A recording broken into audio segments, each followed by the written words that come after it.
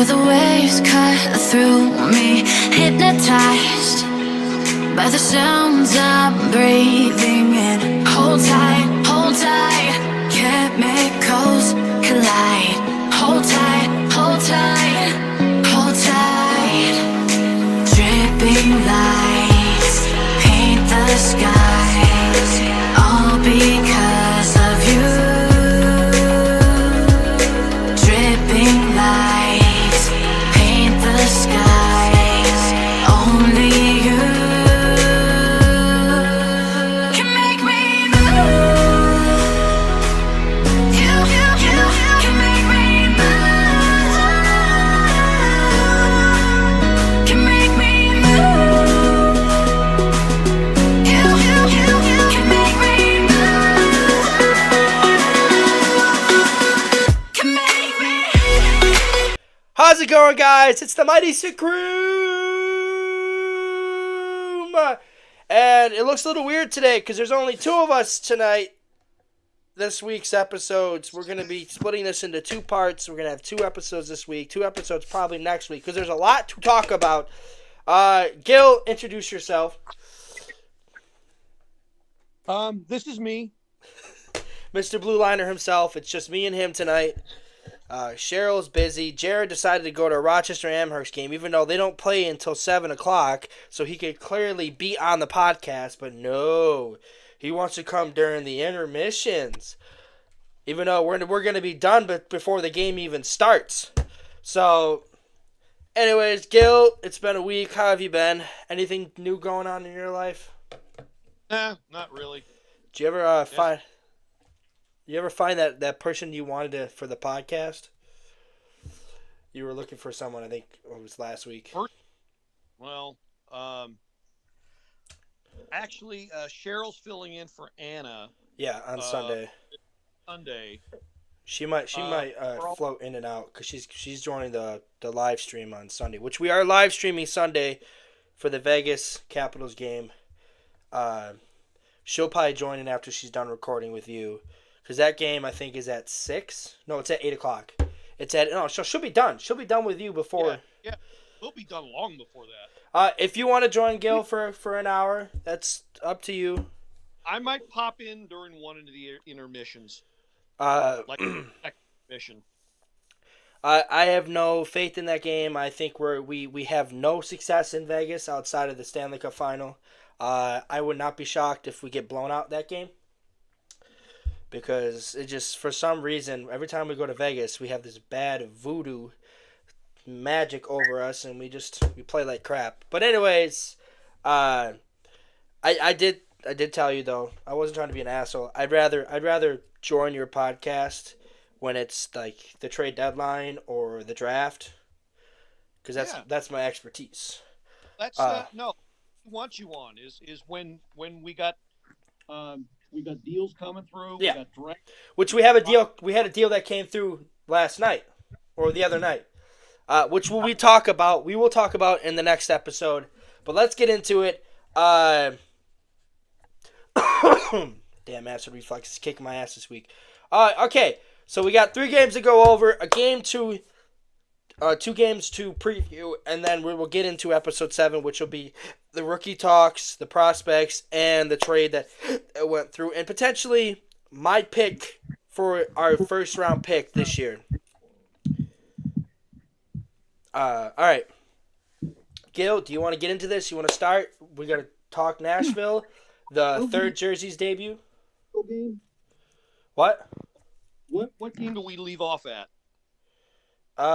Nashville. Okay. We previewed it last week.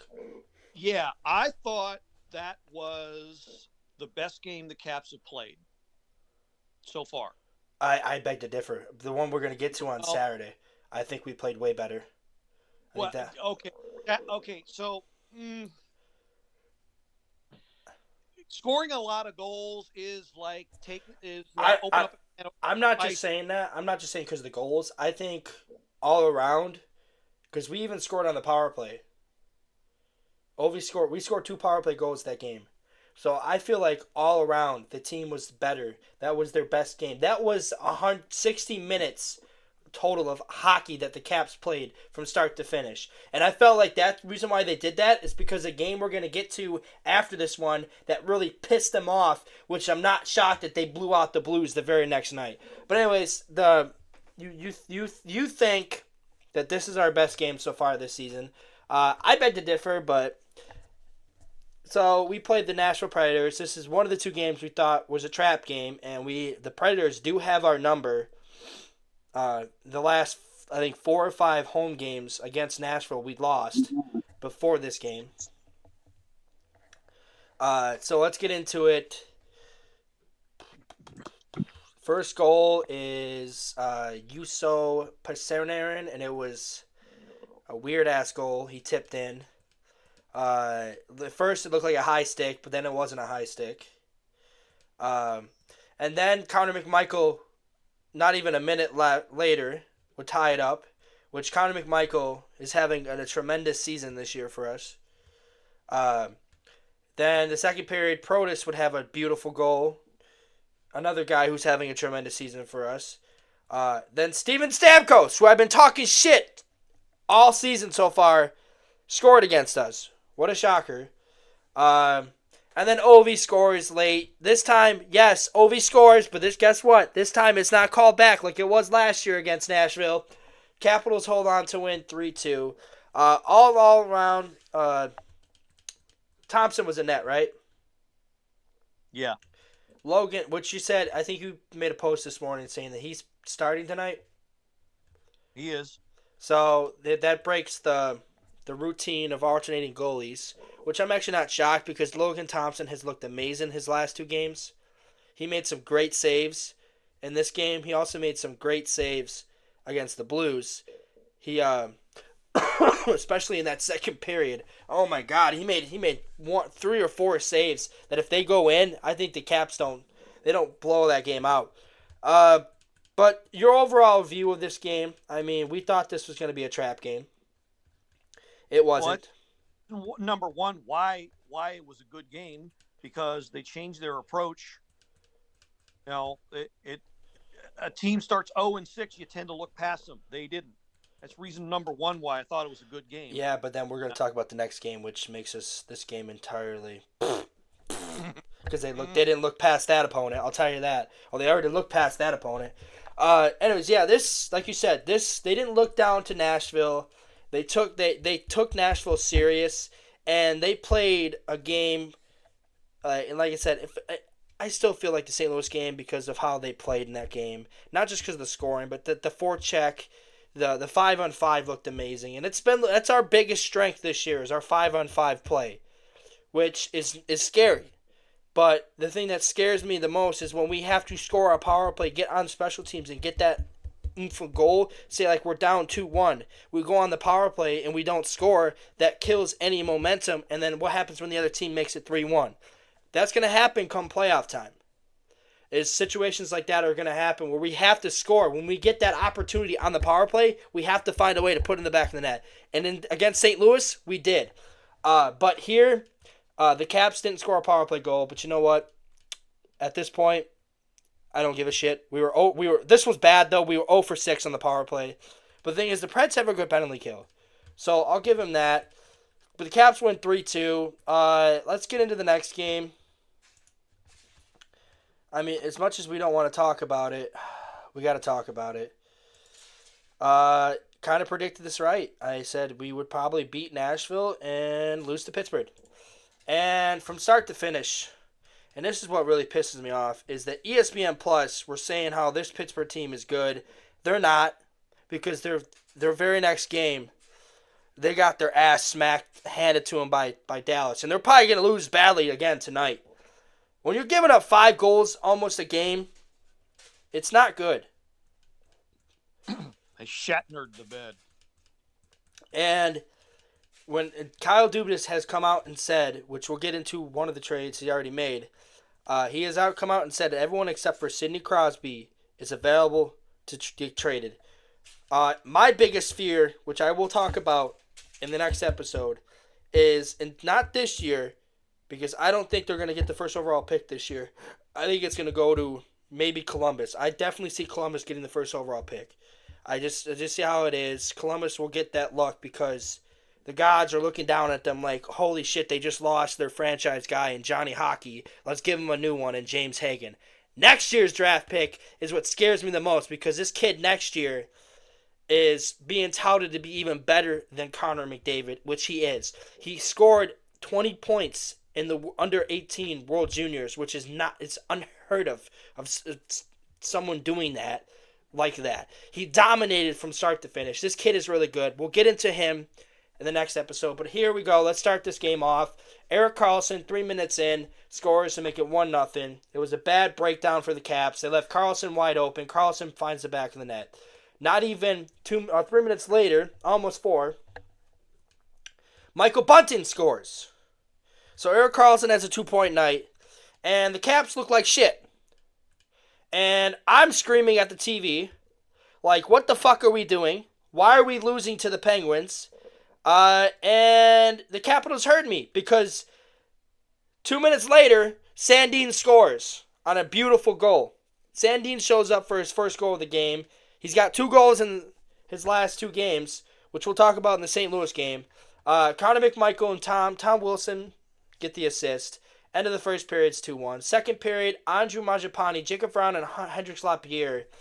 Jacob Vrana was robbed from a missed penalty before this goal happened. Was he tripped? Or was he interfered with? I can't remember. It was a missed call that Vrana was pissed off about. Vrana, a beautiful back check. Vrana reads the puck, steals the puck, sends it up, and he has Andrew Mangiapane waiting on the wing, and bam, back in the net, 2-2. It was a beautiful fucking goal. It set the tone for the third period, and we're thinking, all right, Caps got this. They got this. Nope. Because, and the thing about that is, at the end of the second period, Pittsburgh was barely holding on. Pittsburgh was holding on for dear life. The Capitals were all over them. They pinned them in their zone for, I don't know, like 3 minutes straight. At the end of that second period. So we're like, you know what? Caps got this. Nope. Caps came out slow. They looked like shit, and it cost them. Evgeny Malkin on a barely squeaking past Charlie Lindgren makes it 3-2 with 10 minutes left. 10 minutes into the third period. And then Noah Achari gets the empty net to make it 4-2. Caps lose 4-2. Their 7-game home win streak comes to an end. Pittsburgh gets the laugh of the century because not only did the Penguins win, the Commanders lost to the Steelers as well. So this entire weekend was a crapshoot for all DC teams losing to Pittsburgh. That one I don't really give a shit about because I'm not really a Commanders fan, but it just, this game sucked from start to finish. Like what we did to St. Louis is what we should have done to Pittsburgh. And Gil, I know you feel the same way. It just felt like, but I think losing to Pittsburgh really pissed this team off to the point where we played that against St. Louis. And I think like we had to lose this game because if we would have won this game, I think we would have lost to St. Louis. So I think we would have lost either way. If we lost to Pittsburgh or we lose to St. Louis, but we lost to Pittsburgh, which sucks more because not only is a divisional rival, the Penguins continue to beat us, and the thing that pisses me off, what I told you, is they're playing scared. The Capitals need to understand, since 2018, the Penguins don't dominate them as they did. Like, the Penguins aren't the same team. They're not.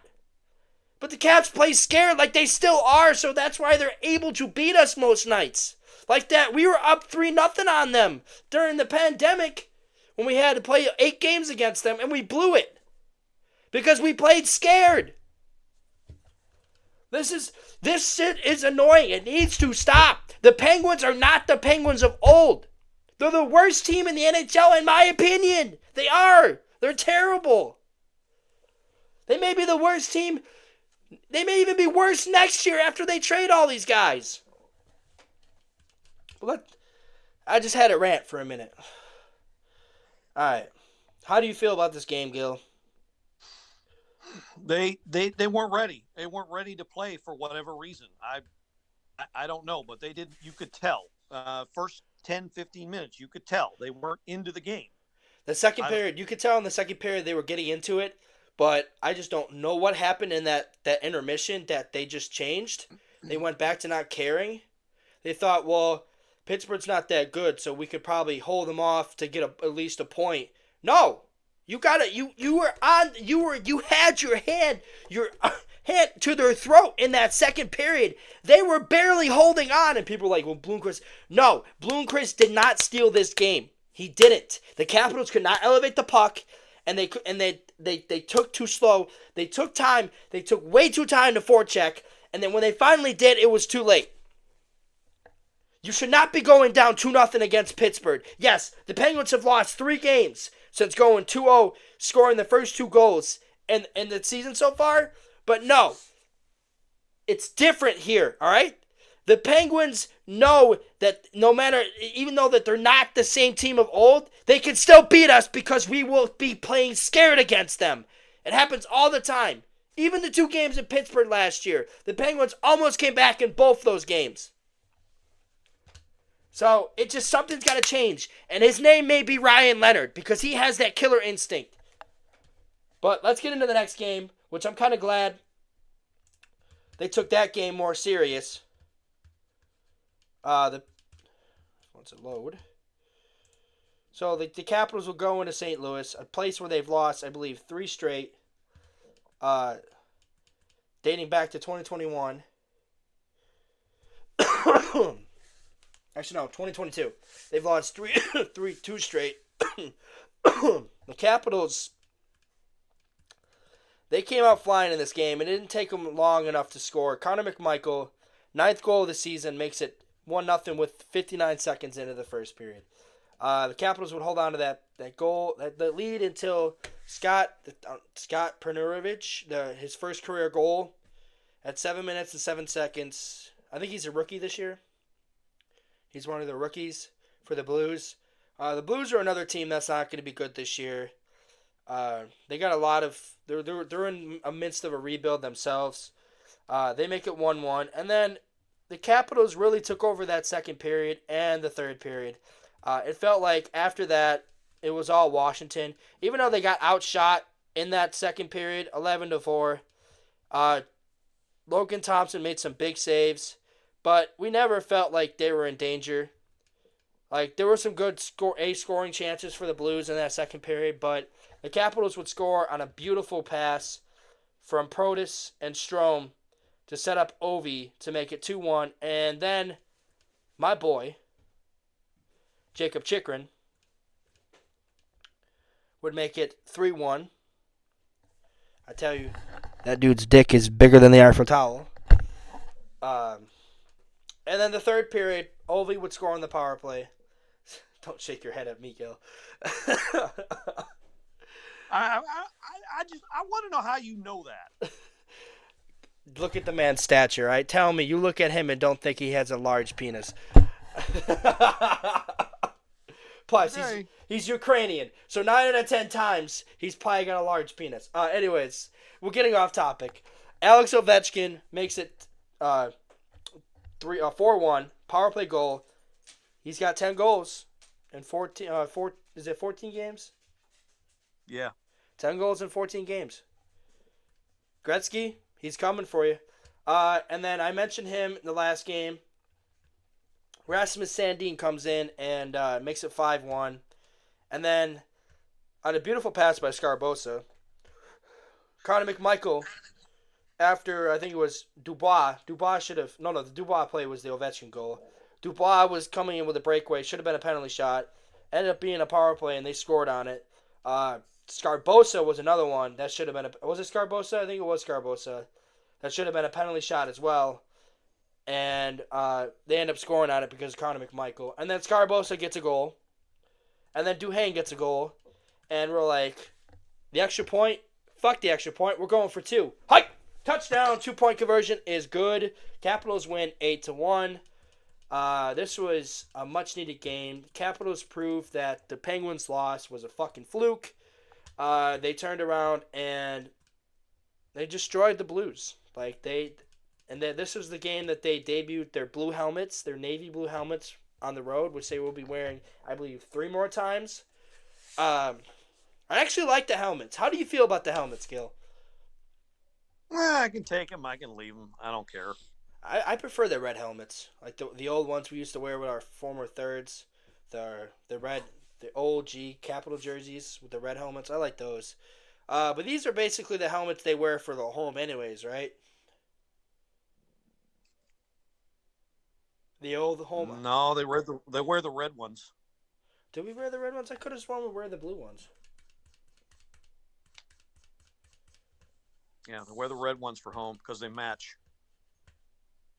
Or maybe it is the blue ones. No, I don't I know. think it's the blue ones. Yeah, it's the blue ones. Those are the same helmets they wear. So that's their home helmets but they're wearing them. I think they're a little bit darker though. These helmets are a little bit darker. Because the Capitals only wore red helmets for the Winter Classic and That's right. their former thirds before they went to the Blue W, where they wore the reds because that was their original colors when they had the OG Capitals logo. They wore red helmets. But anyways, those are the games, these past 3 games. Now we're going to talk about Toronto, which I have a bad feeling about tonight because the Maple Leafs are coming off one of their worst losses all season last night against Ottawa, where they got completely dominated. The shots, I believe, were 40 to like 15 in the second period. So it was bad. I expect them to be a bounce back game tonight for them. Let's see shots. 38-27 was the shots. So actually 41-27 were the total shots because 38 were saved. Yeah. I don't know if you feel the same way. I mean, they don't have Matthews, but Marner and Nylander are having career years, and Toronto has owned us the last 2 seasons. They have owned us. They swept us last year, and they won 2 out of 3 against us the year before that. So they've really owned us. We've only beaten them once in the last total of 5 games. Or 6 games. So, what are your predictions for tonight, Gil? I'm not worried. I mean, as long as they don't look past them. See, well, the thing about But thing about Toronto though is Toronto's a good team. They're not cup contender team, but they're a good team. So I don't think the Caps are going to look past them. The team I'm more afraid of is the team on Friday because they're getting a certain player back, who's going to be huge in that lineup. And we'll get to them next. But yeah, Toronto. I'm going to say right now. I think this feels like a 3-2 loss. Maybe in the shootout. Maybe in regulation. Caps really haven't gone to overtime. They've only done it once, and that was against New Jersey. They really haven't gone to overtime since. This team doesn't feel like a team that's going to play an extra. If they're going to lose, they're going to lose in regulation. If they're going to win, they're going to win in regulation. It just feels like they get the job done in regulation. But tonight feels like one of those nights that it goes past regulation. My final score is 3-2. I think Toronto wins it. They just find a way to win. They bounce back from last night's loss. What are your predictions? What is your final score? I think it'll be more like 4-3. But yeah, I can see this going past 60 minutes, and it kills me to say this, but Toronto is the better skating team. That favors them in the 3-on-3. So yeah, that's where they're probably going to put it away. If Toronto didn't lose last night, I would think we'd win. But because they lost so badly last night, 3-0's not say well it's a huge no, it's a huge loss. You got shut out by Ottawa, who isn't playing well this year. They outplayed you from start to finish. Yeah, I don't see Craig Berube having them play like that again tonight. And if they do, they're going to lose way worse than they lost last night because the Capitals can score. We've been able to find the back of the net. We've scored at least 2 goals every game, except for once when we got shut out. So, but the next game is the one I feel more likely could be a definite loss because of 2 things. We haven't won in Colorado since we won, I think 2019 was the last time we won in Colorado. Even then, I think we lost. Uh, Caps at home against Colorado, different story. But here on the road against an Avs team that is starting to find their game, they've won 2 in a row. They beat up on a very good Carolina Hurricanes team, and they beat Nashville the other night. They play LA tonight. I think they might end up winning tonight as well. But there's a certain someone that's coming back in the lineup that they are missing. One of the two that they are missing badly. He's going to be back in the lineup. And ever since Arturi Lehkonen got back in the lineup, I think last week, the Avs have looked like a way better team. Well, they're about to get even better. Because big old Val will be in the lineup on Friday. And he causes us problems. So does Lehkonen. McKinnon always scores against us for some freaking reason. Mikko Rantanen's there. Makar's there. They're getting healthy at the right time, which is scary. That's the big reason why the Avs started so slow is because half their damn roster was out to start the season. They had 2 lines with a bunch of rookies and AHLers on. If you expect to do shit with that, I'm sorry. You're not going to win. You're not going to have much success in the NHL. So, but right now they're sitting at 8-8. They've won 2 in a row. So this is going to be a tougher test than people think. I've been saying this. I've been telling you this for the past 2 weeks. I feel like we're getting the Avs at the wrong time. I'd rather play them 2 to 3 weeks ago when they were playing like shit and they didn't have all their healthy guys. Well, now they're getting their healthy guys back and they're starting to look like the Avs of old. They looked really fast against Carolina. They looked really fast against Nashville. They looked really fast against Winnipeg. They just ran into a hot goalie in Connor Hellebuck. Which Connor Hellebuck he's probably going to have another Vezina-like season this year. He won the Vezina last year, right? I think he did. Well, he's having another Vezina-like season. All right, let's see who won the 2023-24 Vezina Trophy. Hellebuck. It was Hellebuck. Yeah, Hellebuck won his second Vezina Trophy. Well, he's going to win his third. He's on his way to winning his third right now. And if you look at it the points-wise, McKinnon and Rantanen are having another historic-like season. They're going to be hard to contain.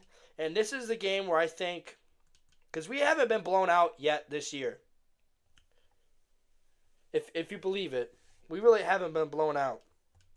I think the most goals we gave up was the first game of the season against New Jersey. And I think 2 of them were empty nets. So, if you look at it, the one thing I think we have going for us though is their goaltending. But because their goaltending is a little shaky, but this is a game where I would not be shocked if we lost.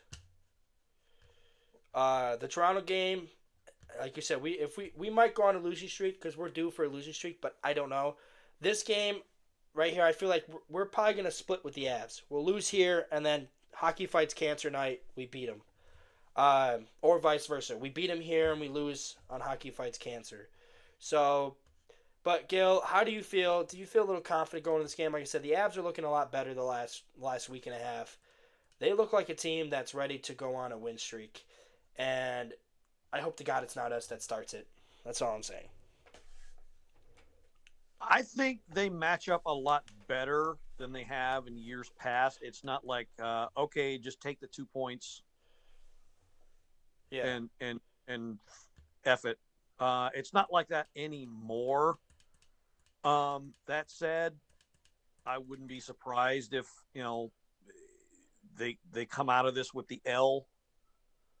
It won't bother me if they do because of everything you just said, and they're still consistently one of the better teams year in and year out. So if they do lose, like I said, a lot of people. I also follow the Avs because of Landeskog is still my favorite player. He's not back yet, too. So you also got to remember that they don't have a captain right now. So and then we talked about this with Diane, and I tried to tell Diane Nathan McKinnon already came out. He came out like 4 or 5 years ago and said he He will refuse to see. He doesn't want to see. He doesn't want nothing to do with being the captain. He just wants to be himself. He's not a captain material kind of guy, and I like that in a player. And when someone that can admit that they're not a captain, that's fine. What they're clearly missing Landeskog, and it showed at the beginning of the season. But like I said, they were hurt. Like their top two lines was McKinnon, Rantanen, Duran, and then the second line was Middlestad, and it was Richie, and I think there was another kid that played. I forgot what his name was, but Kovalenko. That was their top six. You're not gonna win games night with that fucking top six.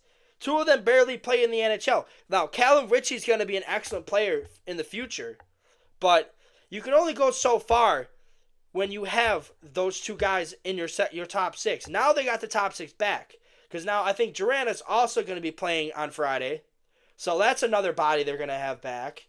I think Taves is also going to be back. So we're getting the Avs at the worst time when they're getting healthy. If we had them, I'd say 3 weeks ago, I think we win 6-1 because of how bad the Avs were defending and how bad the team looked with all those kids in the lineup. Now they got some veterans. They got their guys back, and they're starting to look like the Avs of old. They're still not there yet, but I ultimately think the Avs will be a sneaky team this year that get hot at the right time, and I wouldn't be shocked if they go all the way because it's all going to hinder on can they get Landeskog back, because when he comes back in the lineup, they're going to have a burst of energy like you've never... Like, it was the same kind of energy I look at as this. When the Nationals won the World Series, and then they celebrated with the Capitals and how the Caps went on that long win streak right after, that's how I feel like when Landeskog comes back in the lineup for the Avs. They're going to have a boost of energy. He's going to be back. They're going to love him back. He might be bad, but it doesn't matter. He's in the lineup, and he's there to keep them calm down, because right now they don't have a captain. So when they go down 2 goals, like the previous time, they don't have someone to settle down the team and say, hey, look, we're going to struggle. But they don't. But he's close to returning. He did have a setback, but now he's skating again. I wouldn't be shocked if he's back probably by February, if all goes as right, because he looked really good during the skating session the other night when I looked at it. So, but like I said, I ultimately think this game is not a trap game. I just think if we lose, we lose. Because the Avs are better than their record says. And they're getting hot right now. They're getting better. And I still think Jared Bednar, as much as I hate him and as much as I don't like his coaching style, I still think he's one of the best coaches in the league. He's a big reason why they won the Stanley Cup in 2022. He's a big reason why they were able to turn that franchise around so quickly after being the worst team in 2017. So this game, ultimately, I will not be shocked if we lose, if we only score 1 goal and they score 5. But the thing about the Avs is they tend to give up 3 goals a game, so we might end up losing 6-3. So this is the game where I think we give up at least 6 goals because of how powerful that Avs offense can be when they're clicking, and they're clicking right now. So what is your final prediction for this game, Gil?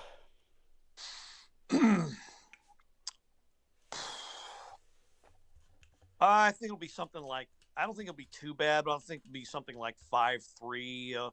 I can see it being like 4-3 heading into the third, and the Caps, put the pressure on but can't get it done, and they get an empty netter at the end. So that's probably how it's going to go. That's usually, well, the thing about the Avs and the Capitals games go is Caps, like the last few times in Colorado, the Caps put a lot of pressure on them.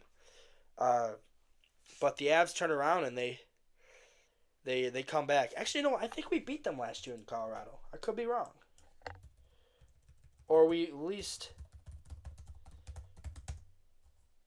I'm pretty sure they didn't. Oh, wait. Well, you know what? Maybe they did. All right. Let's see.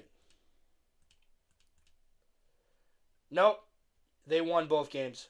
They won 6-2. So, but it was the game we played really hard against them. Yeah, it was one. I think it was year before last where they made it close. I don't know if they won it, but they made it real close. Yeah. So they beat us 6-2. I feel like no, this was the game. I think this was the game that we played really hard, and then but we just couldn't find the back of the net. We couldn't score, and the Avs they dominated that second period, and that's all she wrote. And then we did score 2 goals in the second period or the third period. So yeah, this was the game where, 31 shots. Yeah, 25. So I feel like this is the game that we played hard. But let's look at the other one, 2022, right? Or was it 2022, 2023, right? Yeah. So the Capitals, the Avalanche beat us 4-0. And I think the game in DC. Yeah, they beat us 4-0 in DC. And then they beat us 3-2. So that was the game you're thinking of. The game previously on January 24th, 2023, we lost to them 3-2. Okay. That was a hard-fought battle where we made it, I think it was 3-1. So they made it 1-0, and then they made it 3-1. Yeah, so stuff like that happens. I mean, so that's usually what happens between these two teams. So I won't be shocked if it's a little closer, like you said, but I also wouldn't be shocked if we get blown out because the way the Avs are playing right now. The Avs are starting to get hot, and they dominated. I'm sorry, but they outplayed the Winnipeg Jets. They outplayed them in that 1-0 loss. They outplayed them. And it was bad. Like, they outshot them 35-27, and Hellebuck just stole that game. So that game felt like if they would have found the back of the net, they would have broken open, and Hellebuck just wouldn't stop. Like, he wouldn't deny it. So there's that. But I mean, so ultimately, you think it's gonna be 5-3? Okay, I say 6-3. Yeah. All right. Well, that'll do it for this episode, so we can get into the next one. We'll talk about the prospects, we'll talk about the trade, and then we'll talk about the draft a little bit. Because I want to get into it a little bit because we are into the point where we get to start the first rough draft for the mock drafts. Usually towards the middle of November, end of November is when we start talking about the draft. Because a lot of teams at this point are more likely not going to make the playoffs. Pittsburgh. Philadelphia. Who am I fucking kidding? Pittsburgh's going to find a way to be like 9 points out of the playoff spot in February. But anyways, thank you guys for joining this episode. We'll be right back.